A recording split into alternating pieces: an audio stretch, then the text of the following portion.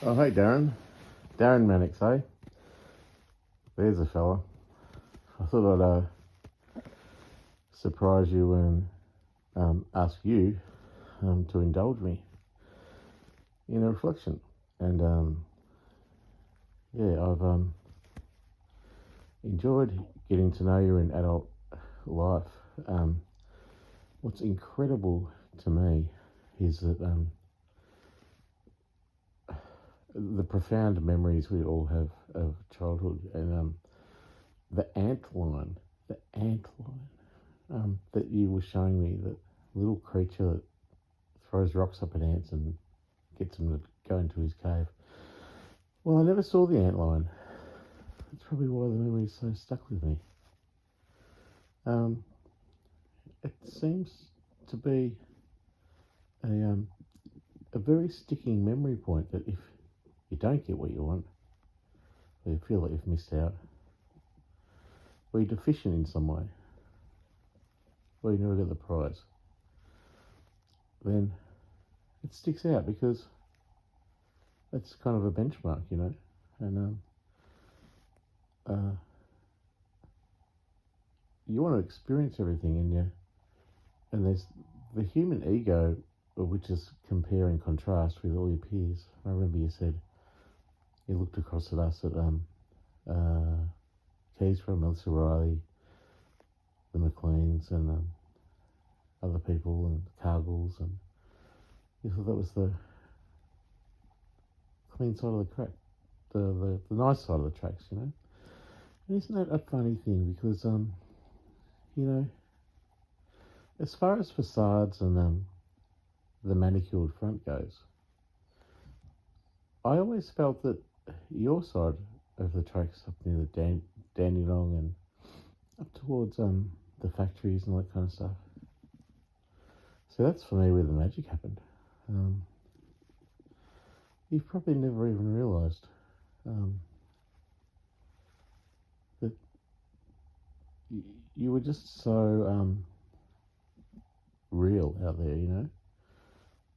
It's kind of like a wrong side of the tracks, right side of the tracks, but um, like Michael Allen had American Werewolf in London. That scared the fuck out of me, eh? He had fucking trout in his pool. I thought that was the best thing since fucking sliced bread.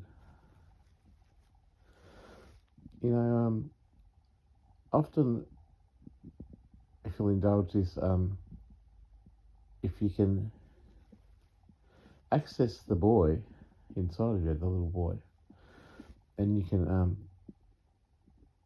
reach him up um, and get him in your heart. He's a tiny little thing, still there, screaming for attention. And you're polite, you know. You're polite. You're well mannered. You're well dressed.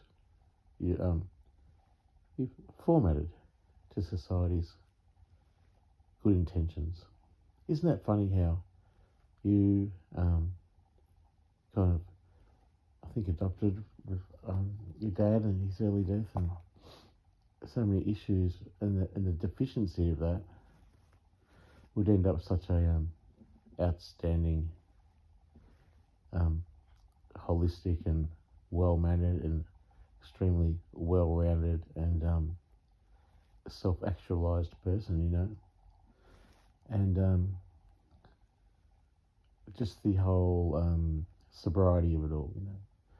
I know you can probably go down one or two paths from out that way, but and then you've got me, who everyone thought was always going to be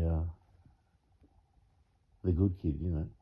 And I remember my nana said to me on my 21st birthday, she wrote on the key, "Always be as nice as you are." And you know, I didn't feel like a nice person, but all the same,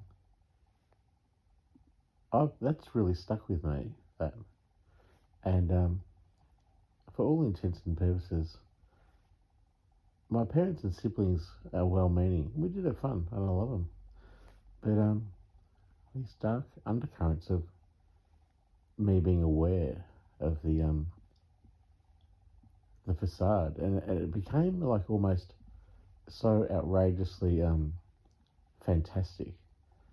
Um, Everyone's sitting down watching MASH and steak and three veg, and I just needed to break it. And I rebelled. Me and Wes rebelled, and all the others. And Grant Jacobs, you weren't in high school, but I just get that little man inside you, and make him big, and make you little.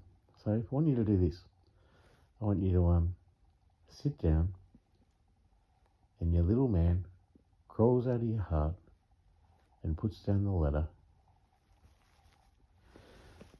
and he goes, "Hi, Darren." Yeah, hi, mate. And you nearly cry, and then you let him walk down, and you sit down in front of him. You put your hand around his shoulder, and you give him a big cuddle, and then just a natural progression, you start to fade and become small, and your little man gets bigger, and the warmth of a fertile young mind and authentic soul, unburdened by expectation or regret or expectation or comparing and contrasting and judging, gets bigger. And to that, you can just bask in the little man. Because if I had to do a reading of you, the enormous sense of missing out is there. But you were so wise. I don't think you understand. There's a resonance about that. There's we all resonate on different energies and frequencies. And there's the ego and the soul and the body and the heat and the radioactivity. There's all sorts of different currencies. I know your dad was very important to you, even though you had a few barneys with him. But he was strict, and he was firm, and he was kind. He used to scare me. Can't remember him, but I know his energy. But he taught you well, mate. And even the deficiencies that you saw in the situation that were not like the others was beautiful, and it was yours. And to that, I think you should give your little man a big, huge hug, and know that it is what it is. And even though you didn't understand, and even though it seemed inequitable and unfair, and even though you're angry, hurt, sad, and lonely, there were other people in the houses that you thought were perfect. They had the same feelings.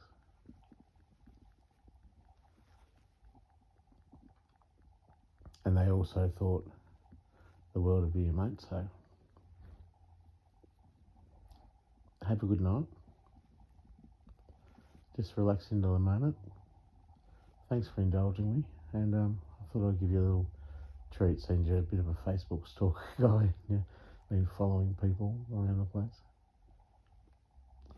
You're an amazing dude, mate. And the self-actualization and the sense of sensibility and responsibility and a well-balanced and paced and slightly anxious but well-rounded character for your wife and your now adult children. It's amazing.